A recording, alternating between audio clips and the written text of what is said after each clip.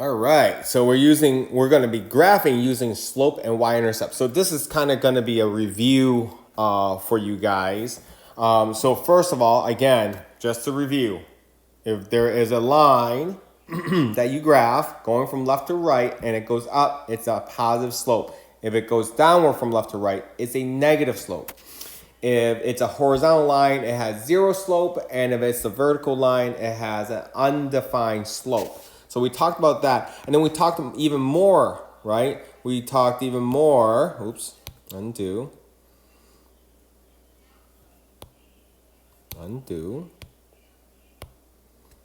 Okay, so we also talked about how the diagonal lines has x and y in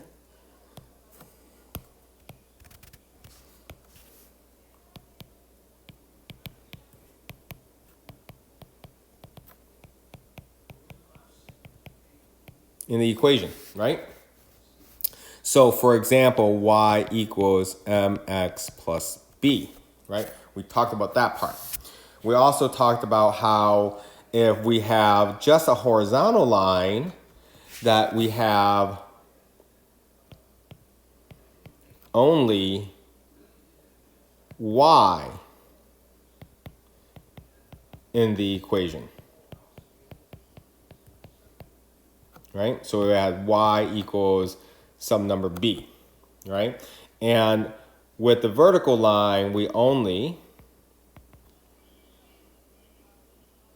have x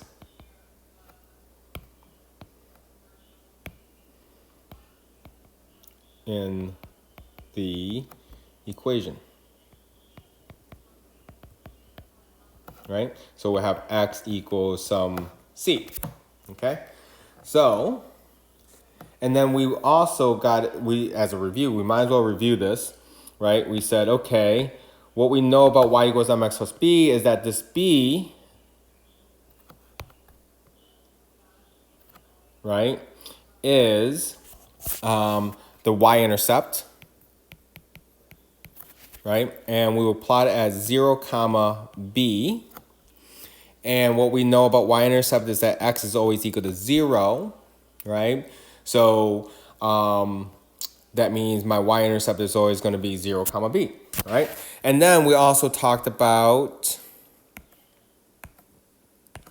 the slope, right? The number that's in front of x, that is called my slope, right? Which is m, which we talked about as rise over run. And if the top number is positive, then we go up. If it was negative, we would go down. If the bottom number was positive, we'd move right. And if it was negative, we would move left, right? So we definitely talked about all of that. And then we said, hey, there's another way that we can find slope as well. Another way we can find slope is that slope can be the change in y over the change in x, which is y2 minus y1 over x2 minus x1, okay? So, but main point of this is that the easiest way of graphing a line is using this, but we also had graphing using intercepts, right? But if we're going to use the slope-intercept form, then we want to get y by itself. We want to solve for y. So what are some of the problems that you might see in this particular section? Well, for example, they might say, hey, graph a line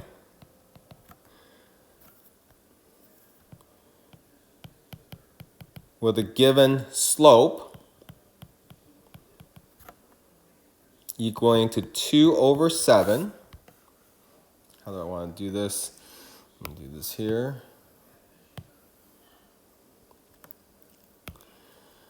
And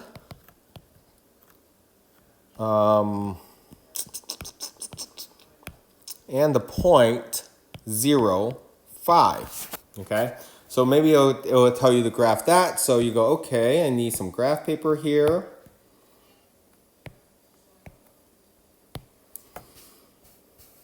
Voila.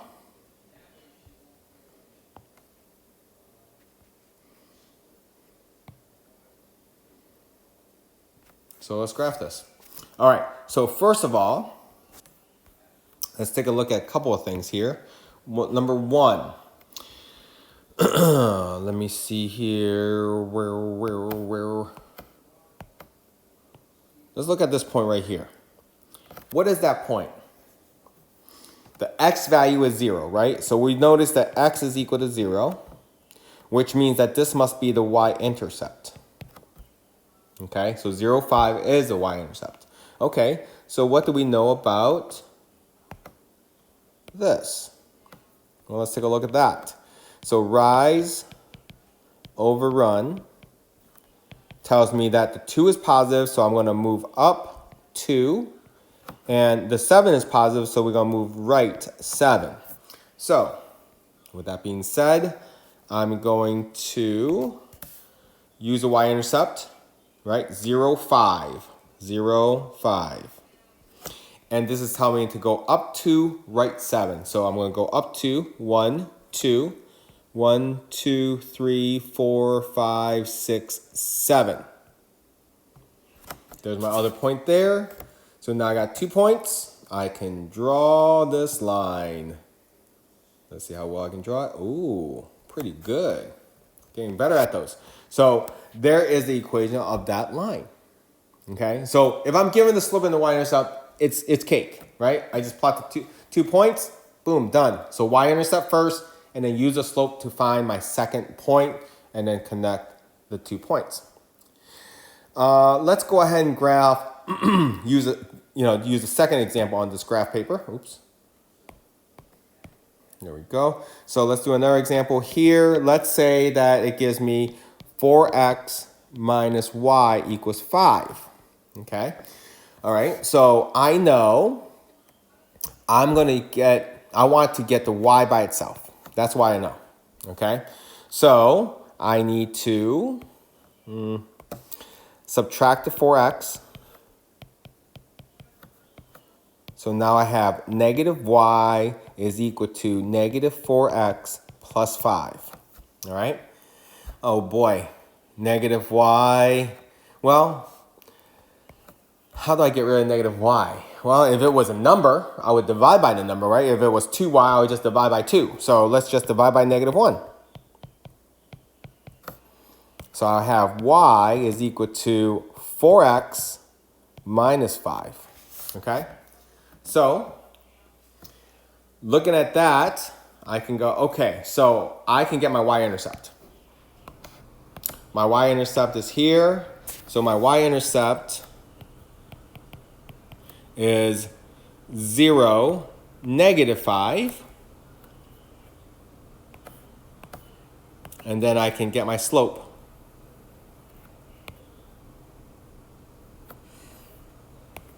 And my slope is equal to 4 over 1, because I can write any number as a fraction. So this tells me to go up 4 and right 1. Okay, great. So let's go ahead and plot 0, negative 5. So 0, negative 5 is right here, right? I start at the origin, go left, right, none, and go drop down 5. There it is. Now I'm going to use a slope to get to my second point. So it says go up 4, right 1. Okay. 1, 2, 3, 4, right 1. Okay, so there's my second point. Awesome. So I go boom, boom, and go.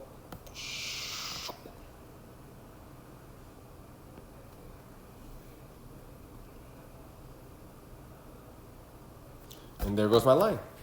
Okay, so let's take a look. This slope is positive, right?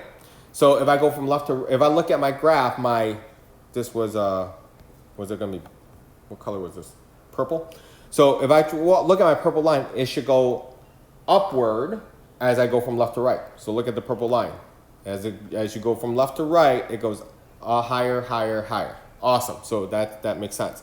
Over here, my slope is also positive. So my orange line going from left to right should also be going upward. And look at that. It is going upward. All right, so what's the difference between these two slopes? 2 over 7 is smaller than 1. It's pretty small. Okay, if you type 2 over 7 in your calculator, it's going to be smaller than 1. It's point something. All right, so look at how much it's more shallow, right? Getting closer to a horizontal line. Where 4 is much bigger than 1, so that's why it's very steep. So it gets steeper and steeper. Okay, all right. So last but not least, let's do, how do I want to do this? Let's copy that. Let's paste that. There we go. Awesome. Move this over here. And perfect. That'll work. Okay. So I want to do 2 more examples here. Let me see here. I did purple. I did orange.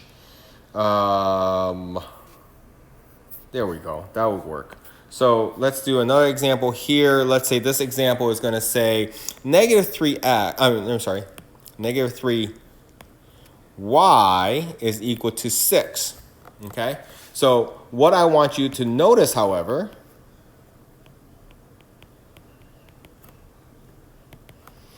there's only y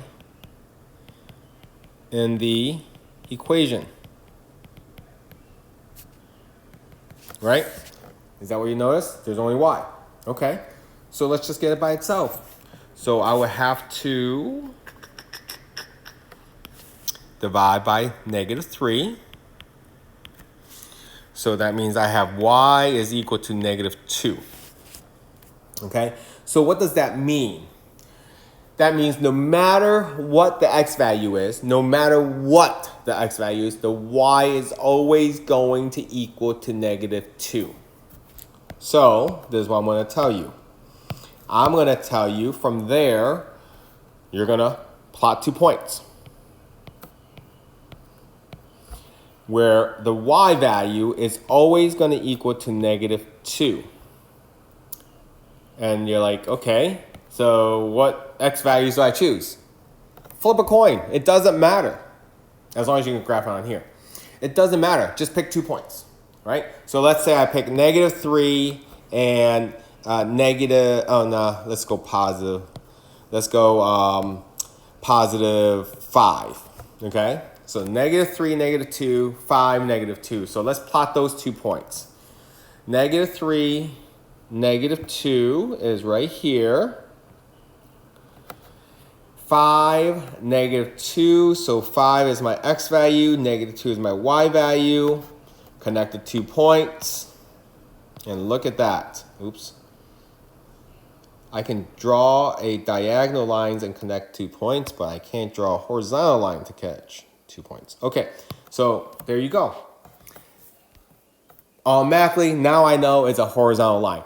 Looking at this problem, when I see y equals negative 2, I don't try to remember that, all right? That's, for me, a waste of space in my brain, okay?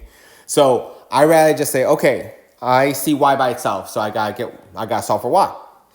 So, okay, so let me plot 2 points. Y is equal to negative 2. It's always equal to negative 2. So no matter how many points I put down, it's always going to be like 1, negative 2, 2, negative 2, 3, negative 2, 4, negative 2, 5, negative 2, 6, negative 2. So no matter what I plot, it's going to plot me this horizontal line. So that's when I kind of going, okay, so I got a horizontal line. Okay. All right, so let's do another example here. Let's say x plus 6 is equal to 0, okay? So I want you to notice again,